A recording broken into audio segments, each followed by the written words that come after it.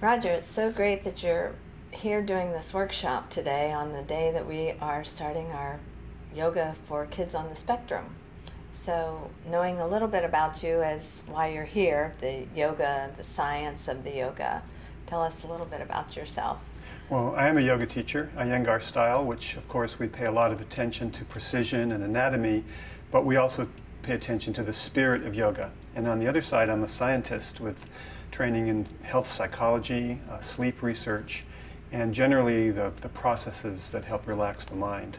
So it's a nice combination that goes along with the yoga very well. So part of this program that we're doing with the kids on the spectrum is about educating people, educating parents and the children on using these modalities to help children with calming their minds so that they can sleep better, study better, be more responsive and in a positive way. It's such a good thing that you're doing. I mean, it's really can be very, very helpful for those things. One of the things is by starting young, you start to give these kids self-regulation skills, which they really need. Because these are skills that take a long time to develop. I mean, I wish I had started when I was a kid. There are things that you can do to regulate your own nervous system, and yoga is just a system for doing that. And tying it in with the science we know about spectrum, autistic disorders on the spectrum, we know that these kids, they have sort of this internal overstimulation, like their own mind is causing them to feel uncomfortable and fidgety, and they can't focus on things sometimes because they're just too uncomfortable from within. So a discipline like yoga that helps them feel comfortable from within is extraordinarily beneficial. We've even seen kids move down the spectrum. Their initial diagnosis might be autism, and then with intervention like yoga and some other things, all of a sudden then they're told, oh, well, you were actually misdiagnosed, you really only have ADD or ADHD, when they start being able to kind of tune in and use what they know to help themselves. Well, it's interesting because the diagnosis is fairly fluid and subjective, and kids can change, and there are certain circumstances in a kid's life that might make it make him or her more symptomatic, and other situations that make them less. And the diagnosis is at whatever time in their life it comes, and if they're more symptomatic because of circumstances, they get a more severe diagnosis. So it's wonderful that you can actually move them. I'm curious, so what sorts of things in yoga do you do with these kids? We vary it toward sort of how they arrive. So if they're heightened, we calm them. If they need to pick up their energy, then we teach them, ways to do that. Sometimes it always starts with a self-empowering of letting them sort of gauge where they're at and what do they need right now, and then teaching them tools that they can use when they feel a certain way. And we're playing around with this thing called yoga doubles, where we have their parents and caregivers come in one room with Regina, and the kids come with me, so that everybody's getting the benefit of relaxation at the same time. Oh, that's fantastic. Because we find a dynamic there. Like if the parents are calmer, the kids are calmer. Well, that's brilliant. I've never heard of anyone else doing it just that way, and I think that's a really good way to do it, because the parents will be able to relate to the kids, and the kids will be able to relate to the parents, and they'll have this common thing that they've both experienced. So it's part of it is, even at this early age, of helping the children to bring the awareness to their own bodies, that excitability and what charges them and what doesn't, and how they're feeling, because that's so important. And then using those feelings in a positive way. So we might have a little arts and craft, we may have some music, besides things that will help soothe, maybe help to uplift, but to keep it playful and yet organized and structured, so that they can channel some of this energy in a positive way. And then so educating the parents and or their caregivers or somebody that wants to come and learn more about this program, so then we can go and teach them as well, so that if they are an organization or somebody that works with a lot of kids, like our school teachers, because these children are integrated into our education system. So we're trying to teach school teachers, psychologists, Occupational therapists. occupational therapists, anybody out there that wants to learn how this can help even with what they're doing to help with these kids. I think that's brilliant, because the thing is that these folks who are working with autistic kids, they need these tools, and especially if the kids have already been trained, they can say, okay, now I see what's happening with you right now, and you're not doing the occupational therapy the way I wanted.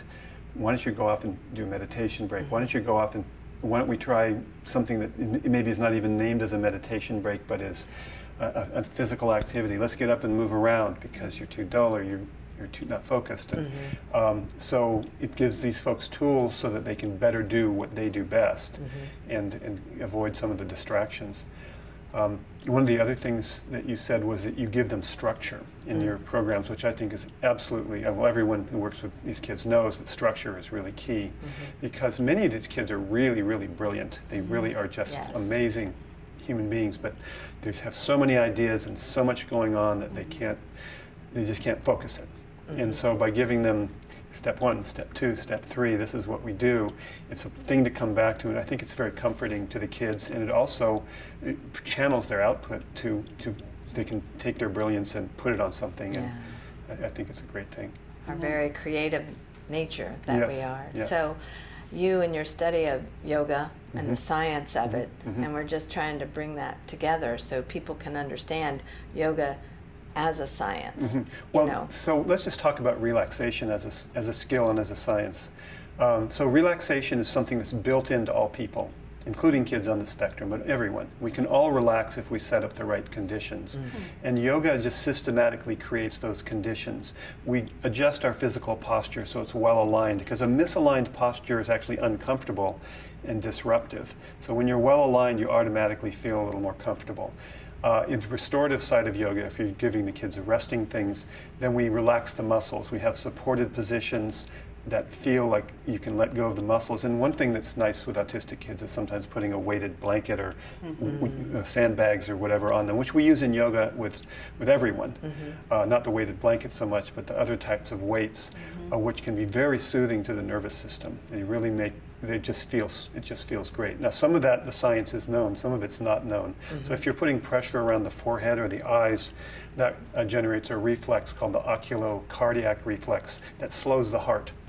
We find in yoga that if you put weights on the thighs when people are lying down, weights on the shoulders, weights on the hands, that's very calming, but the scientists haven't yet figured out why that is. But I'm figuring this is somewhat related reflex to the oculocardiac reflex, which we know. There's these structural things, and then there's inverted postures. Yoga is one of the only disciplines in which you go upside down and then you stay upside down. And there's a reason for that, because we are built, of course, to be alert when we're up and walking around, and then to relax when we lie down. And the way that our brains sense that is by the change in blood pressure. When you're upright, the heart has to work hard to pump the blood up against gravity to the head. When you lie down, there's more pressure naturally coming up into the head. It's actually detected in the neck and in the chest. And the detectors say, okay, we're lying down, we can relax. When you turn upside down, you increase that pressure artificially. And so the brain says, oh, I must really be lying down, I must really be relaxing. And it does, it will do things, it actually thinks the blood pressure has gotten too high and tries to lower the blood pressure, which calms your body and calms your mind. So for anyone, including kids on the spectrum, it's doing these supported inverted postures, and you add the weights, and you add some, maybe some calming music or sounds that will drown out anything disturbing. The various modalities you use, it all adds up to a very calming experience, which really empowers, especially kids on the spectrum, to focus and to feel better and to, behave more like they want to behave. Actually, they would much rather be in control and feeling good than having the various problems that sometimes occur. Yes. True. Sometimes they have an overactive fight or flight reflex, and so what you were talking about with the blood pressure seems to help them regulate that they don't have to be triggered to go into that. Exactly. They have that overactive reflex, and these yoga things, both the active yoga and the restorative, do systematically work against that fight or flight reflex. Many of the breathing techniques do that. Covering the eyes for kids who can tolerate it. And you got to, I know you will Yes. adapt to some won't want it, some will, some won't want things touching their skin. These are the sensitivities you bring to it. But some kids just love the weight, they love the pressure, and they love the breathing. One thing I found with kids like this is often they really take to it very, very well, because kids on the spectrum are often, they'll, of course, as you know, they'll latch onto something that's their thing, Yes. and they become a complete expert at it and know more about it than anyone. And if you make some of those things, these skills for self-regulation and relaxation, it becomes a very valuable skill for them. And they can take that quality that they have of being able to latch onto something and really learn it, and use it to learn something that will help them for the rest of their lives. So like that, like this afternoon in your workshop, when we laid